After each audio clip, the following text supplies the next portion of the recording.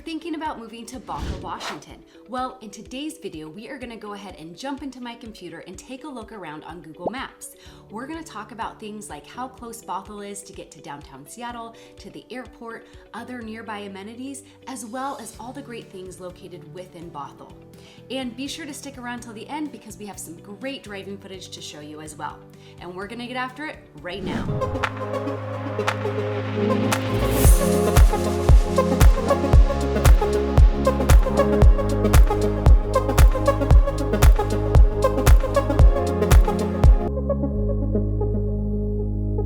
If this is your first time to this channel and you want to know everything there is to know about living in the greater Seattle area, then be sure to hit that subscribe button and click that notification bell so that you'll be the first to know about our real estate market. My name is Jess. My husband Sterling and I are local realtors. Our team gets calls and emails every day from people just like you looking to make their move here, and we absolutely love it. So whether you're planning to move next week, next month, or even next year, give us a call, shoot us a text, send us an email. We would love to help you make your move to the greater Seattle area. All right, so we have Bothell pulled up on Google Maps. And as you can see, it is located in the northeast part of Lake Washington, which is right here in the middle of my screen. You'll notice that in the greater Seattle area, we are surrounded by lots of water and mountain ranges, which can sometimes make it tough to get around. So over here, we have the Puget Sound, we have Lake Washington in the middle, and then we have Lake Sammamish. And the locals do refer to everything that is on the west side of Lake Washington as the west side, and everything on the east side of Lake Washington as the east side. Pretty self-explanatory, but I do like to mention that because that is what a lot of locals use to differentiate the east and west sides of the greater Seattle area. So because of its location, it does make it pretty convenient to get around the lake. Now, in order to do that, we use a couple of main roads. On the east side, we are going to use I-405, which you can see it runs right through the middle of Bothell, and it runs all the way down north and south on the east side of Lake Washington. And on the west side is I-5, and that also runs north and south. Now, it does continue further north and south than Lake Washington, but it does intersect with I-405 both at the north end as well as the south end. And if you'd like to get across the lake, we have two main options.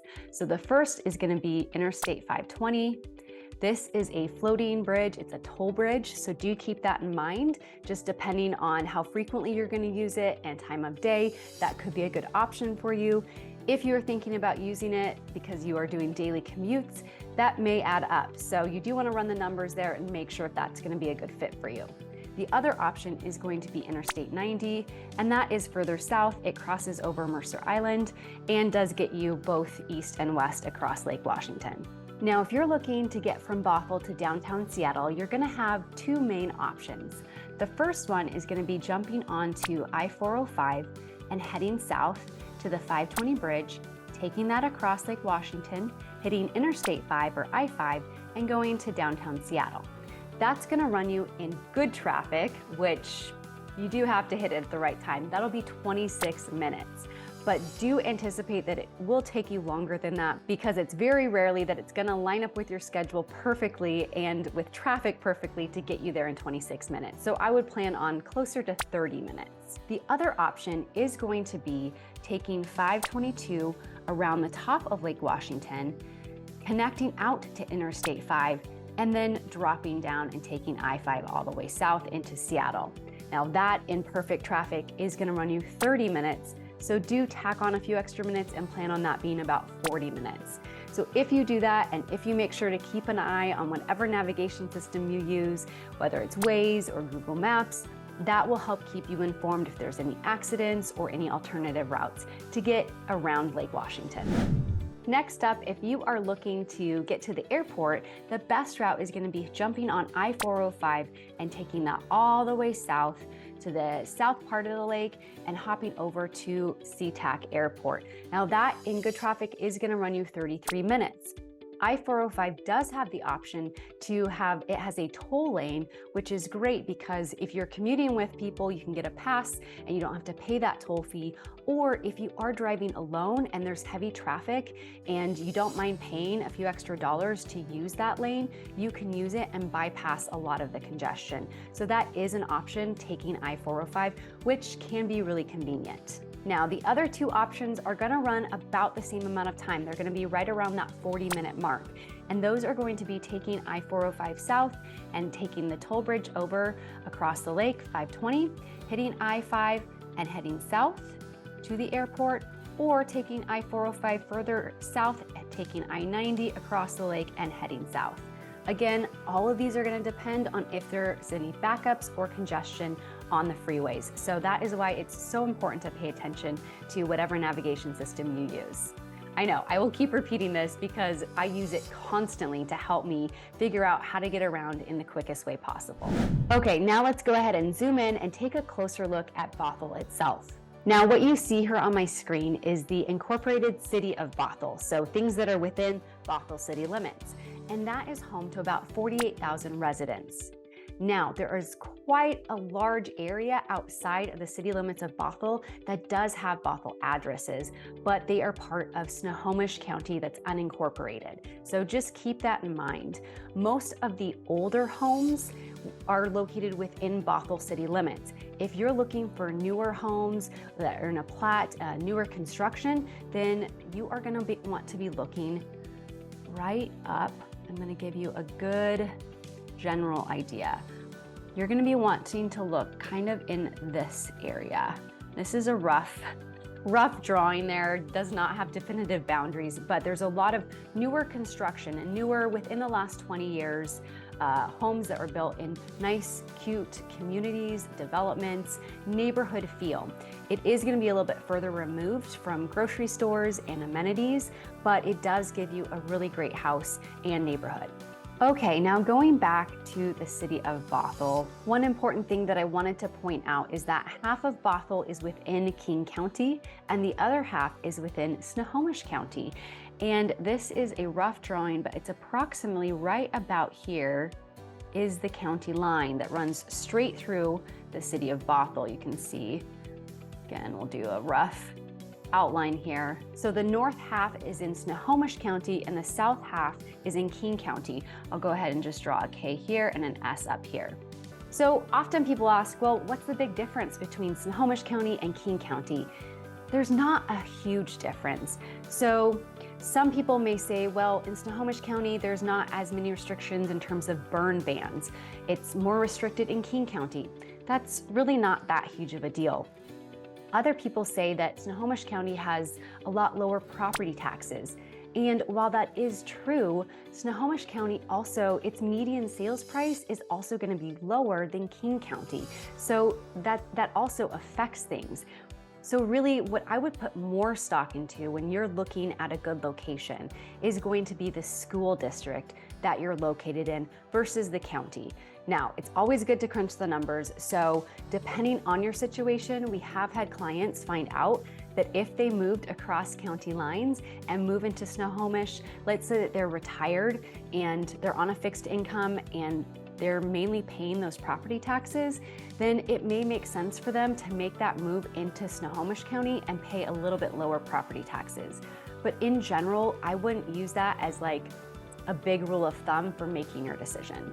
And when it comes to talking about the school system, the city of Bothell is located within the Northshore School District, and that gets fantastic ratings. According to niche.com, it is an A+ school ratings. So living within the city limits is going to put you within that Northshore School District. Now, if we go outside of the city limits to that unincorporated area, that's where you're going to have to do more research because part of that unincorporated area is a part of the Northshore School District and part of it is not. I can give you a general idea. Let me go ahead and clear my screen here. And again, we're going to go a little bit further north. So this is going to give you a general idea, but do be sure to check out the websites and make sure, don't take this as 100%, this is it.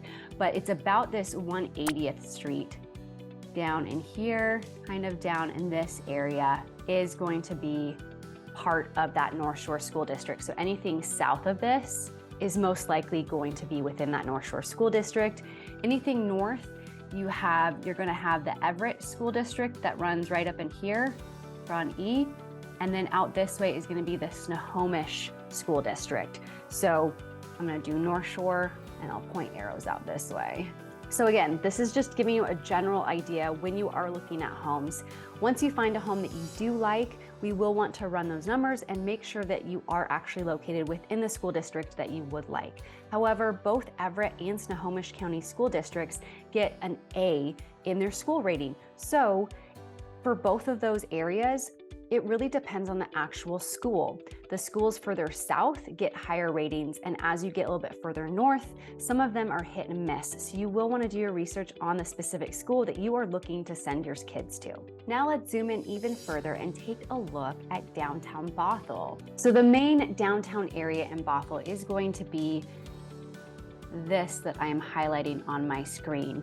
And there's some really great amenities here. One that will stand out is McMenamin's Anderson School. So Anderson was the first junior high built in the 1930s in Bothell, and McMenamin's converted it into a hotel, and it also has 3 restaurants, 3 bars. It's a really fun area to walk around. You can go for a swim, you can go visit the gardens, you can go to concerts. It's a really fun experience to go and just spend some time, even if you're not going to stay in the hotel. Another important thing to point out is the Pop Keeney Stadium. This is actually used by quite a few local schools, so it doesn't just go for one school, but it is a outdoor football stadium. And so it's great for different schools who don't have their own to come here and use it for home games. You also have the Bothell Library. You have a lot of really great restaurants down in this area. You have some condos and apartment living as well. Another important thing to point out is that we have the University of Washington Bothell campus located right here, and you can see that Highway 522 intersects I-405, so it's a great northeast end location for students who want to get some studying in, but also don't want to make the daily commute down to the University of Washington district.